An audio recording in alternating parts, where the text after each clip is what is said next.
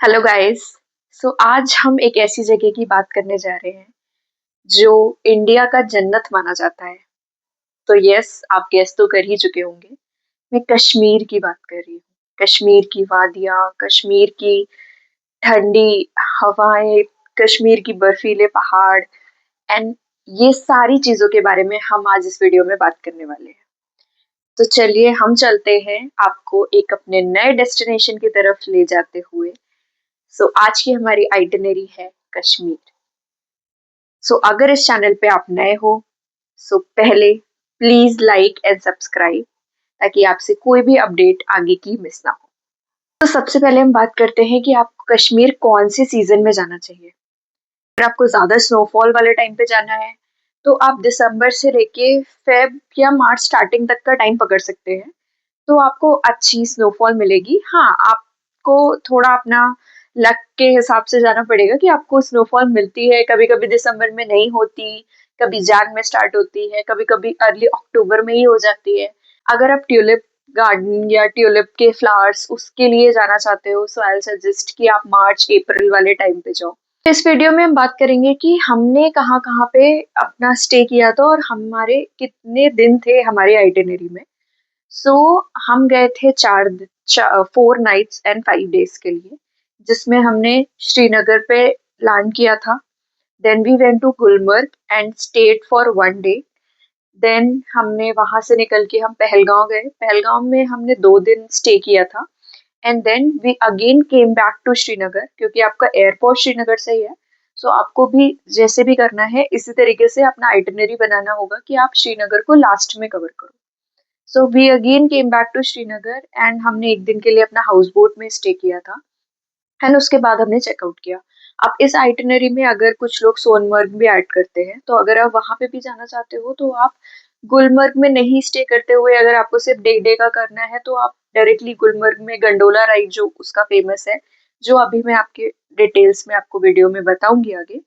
सो आपको अगर वैसे कवर करना है तो आप वो भी कर सकते हो। आप सोनमर्ग में स्टे करो या गुलमर्ग में स्टे करो, आप कैसे भी कर सकते हो। या आपको पहलगांव में एक दिन का एक्स्ट्रा करना है देन सोनमर्ग करना है तो आप वैसे भी कर सकते हो। It's all depend on you. Flight का जो रूट है वो आपको कहीं से भी, जो भी मेजर सिटीज है लाइक दिल्ली, बेंगलुरु, मुंबई, आपको हर जगह से फ्लाइट डायरेक्टली श्रीनगर तक की मिल जाएगी। आप उसके साथ जा सकते हो। बाकी अगर आप ट्रेन से जाते हो तो ट्रेन आपको जम्मू तक की मिलती है, फिर जम्मू से आगे आपको टैक्सी करनी पड़ती है श्रीनगर तक की। जिसका भाड़ा अराउंड 7 से 10 हज़ार तक का पड़ता है। सो बेटर वे यही रहेगा कि आप डायरेक्टली फ्लाइट से उतरो। अब हम बात करते हैं कि आप कश्मीर पहुंचेंगे कैसे। तो 2 ऑप्शन है कश्मीर पहुंचने के, या तो बाय ट्रेन या तो बाय फ्लाइट। तो I suggest and I will highly recommend कि अगर आपका बजट है तो आप फ्लाइट से जाओ, क्योंकि फ्लाइट में जो आपको सीन दिखता है हिमालयन रेंज का, वो एक्सेप्शनल ब्यूटीफुल होता है। एंड डोंट फॉरगेट कि आप विंडो सीट बुक करो। विंडो सीट के लिए लाइक लिटरली उसके एक्स्ट्रा पैसे देने पड़े तो आप एक्स्ट्रा पैसे पे करो। बट जो हिमालयन रेंज का जो आपका व्यू होता है that is beautiful. So I suggest कि अराउंड आपका जो टेरिफ होगा प्लेन का, वो अराउंड आपका 7 to 8 thousand होता है वन साइड का फॉर वन पर्सन। अप्रोक्स अगर कॉस्ट की आप बात करो तो अगर आप पहले से बुकिंग करते हो तो आपका, अगर मैं 2 लोगों की बात करती हूँ, तो अराउंड 30,000 के अंदर ही आपका प्लेन के टिकट्स बुक हो जाते हैं। ये तो बात हो गई कि आपने प्राइवेट टैक्सी की तो आपका किराया अराउंड 7 हज़ार से 10 हज़ार आएगा, डिपेंड कि आप कितने लोग हो। फिर अगर आपको शेयरिंग टैक्सी मिल जाती है तो अराउंड आपका 1200 से 1500 तक का पैसा आएगा।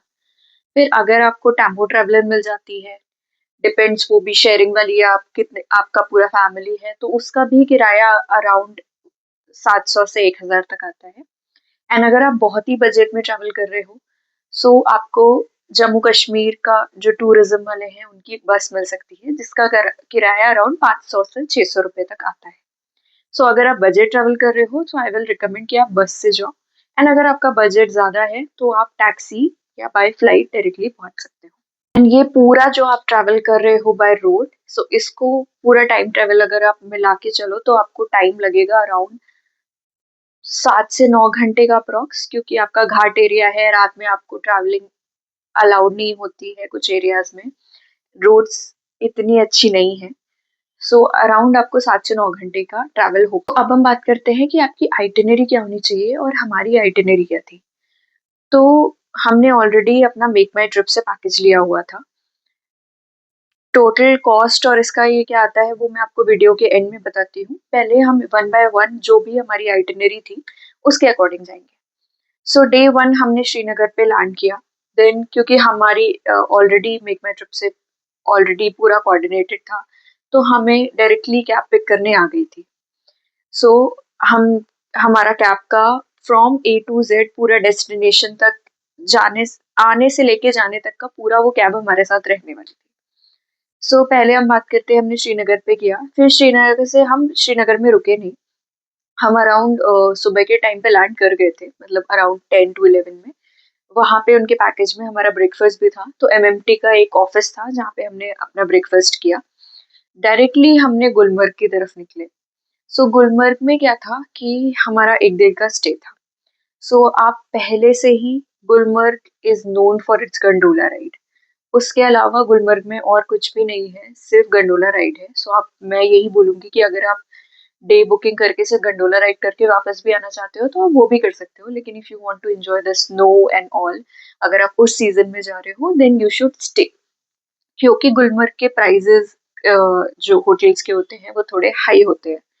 सो हमारा जो स्टे था उसका भी मैंने पूरा इन्फॉर्मेशन दे दिया है डिस्क्रिप्शन बॉक्स में, आप वो भी बुक कर सकते हो। It's a beautiful stay.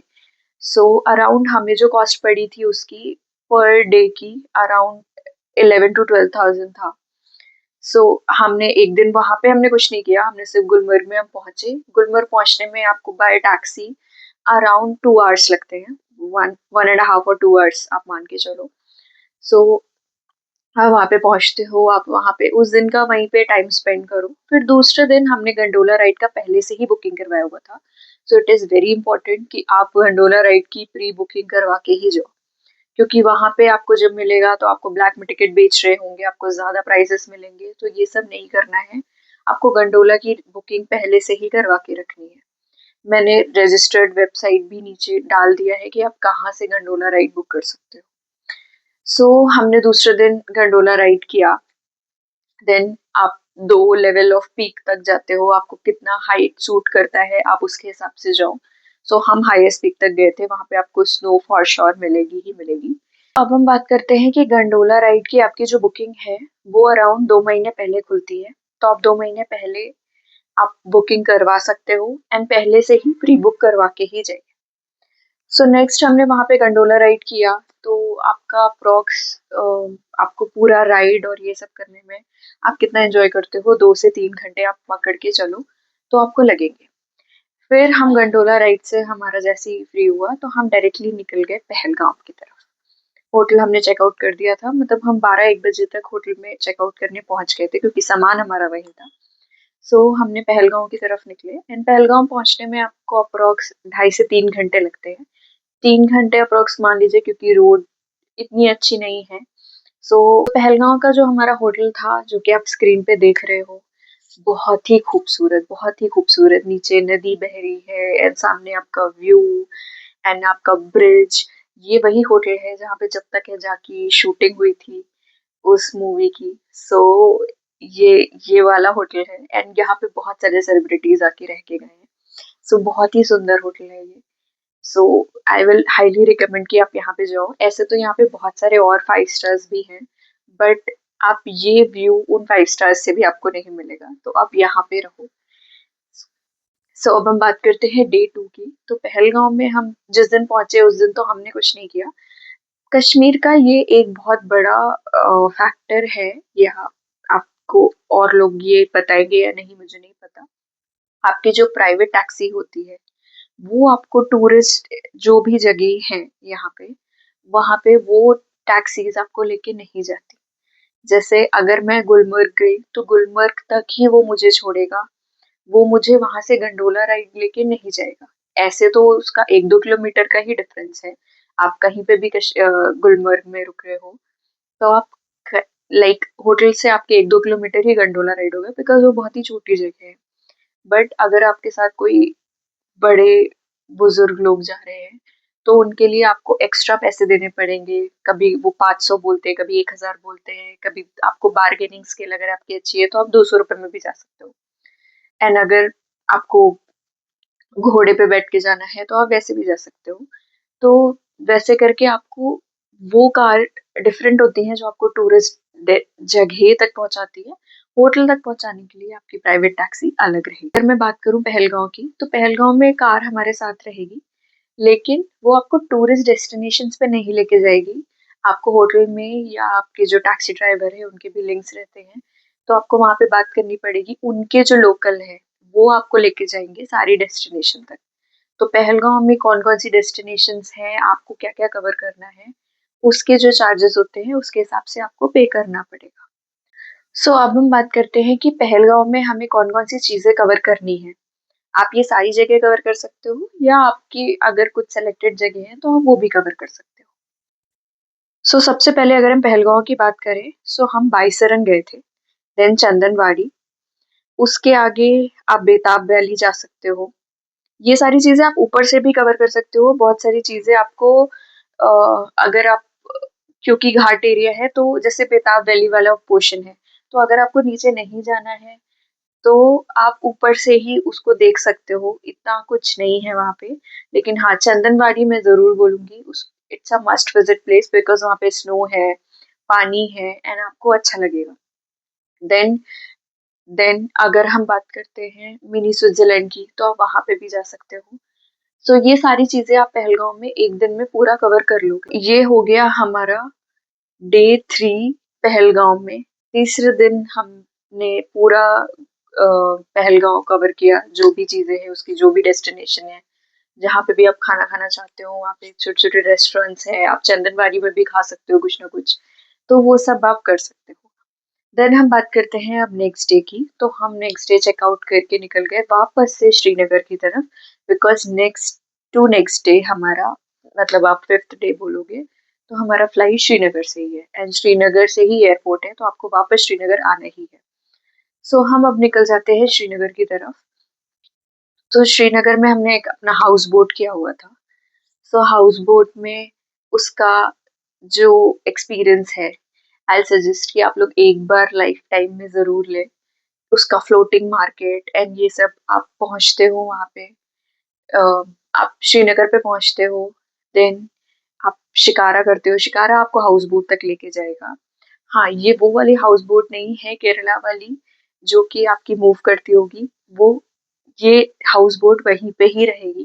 बाकी का अगर आपको मार्केट कवर करना है या फ्लोटिंग मार्केट कवर करना है, जो कि वो डल लेक में ही है, तो आप शिकारा करना पड़ेगा, एंड शिकारा पे बैठ के आप वो राइड करते हो। अगर आप पैकेज लेके आ रहे हो तो आपका शिकारा का राइड, एक शिकारा का राइड इंक्लूडेड रहता है, वो आपको पूरा घुमाएंगे। एंड हाँ, सर्दियों के टाइम पे 5 बजे मैक्स शिकारा राइड बंद हो जाती है, शाम के 5 बजे, बिकॉज उसके बाद अंधेरा हो जाता है।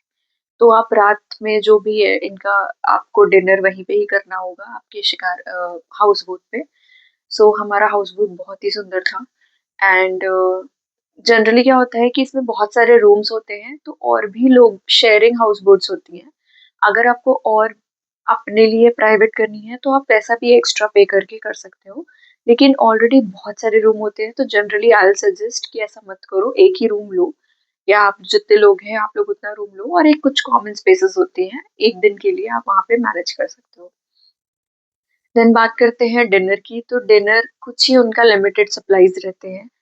तो हम क्योंकि बहुत ही सर्दी के टाइम गए थे, एंड कश्मीर में बिलीव में बहुत ठंडी पड़ती है, सो आपको पूरा 3-4 लेयर ऑफ जैकेटिंग करके जाना पड़ेगा खाना खाने के लिए, स्पेशली बिकॉज उनके बोट के अंदर खाना नहीं होता, बोट टू बोट कनेक्टेड रहती है सारी, तो वो उन्होंने पीछे एक वुड का प्लैंक और वो पूरा अपना एक, यू कैन से एक गजीबो ऐसा बनाया होता है जिसमें आपका पूरा डिनर और ये सारी चीजें लगती है।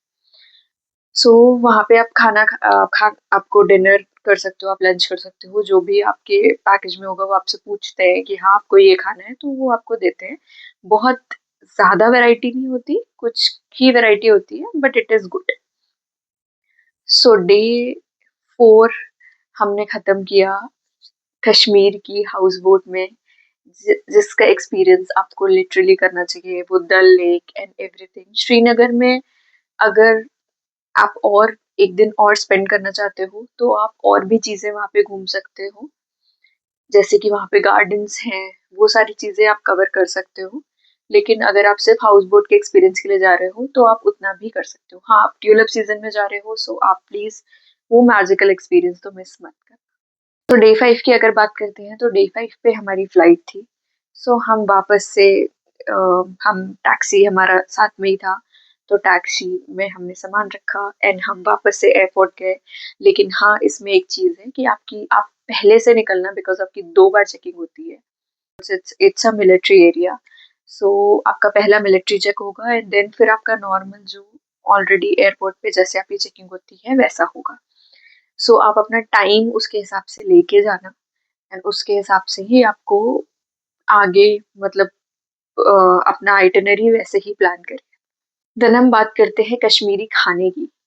तो खाना तो भाई कश्मीर का तो लाजवाब है, चाहे वो वाजवान हो, चाहे वो कश्मीरी चाय हो, चाहे वो कुछ भी हो। तो खाना तो लाइक अगर आप नॉन वेजिटेरियन हैं तब तो आपको हर जगह पे, हर एक अच्छी जगह पे आपको कश्मीरी खाना बहुत ही अच्छा मिलेगा। हाँ, मस्ट ट्राई आपका वाजवान है, आप उसको जरूर खाइए। एंड प्लस मैंने डिस्क्रिप्शन पे और भी होटल्स एंड आपको जगह के नाम दे दिए हैं जहाँ पे आप ट्राई कर सकते हो खाने का, हर जगह का। सो ये हो गया मेरी तरफ से अपना कश्मीर का एक्सपीरियंस एंड अपना कश्मीर का ट्रिप। सो आई होप आपको ये वीडियो पसंद आई होगी, एंड अगर जरा सी भी अच्छी लगी हो so please do like and subscribe. And अब मैं आपको मिलूंगी नेक्स्ट वीक जिसमें हम चलेंगे अपनी नेक्स्ट डेस्टिनेशन। सो तब तक के लिए कीप वॉचिंग।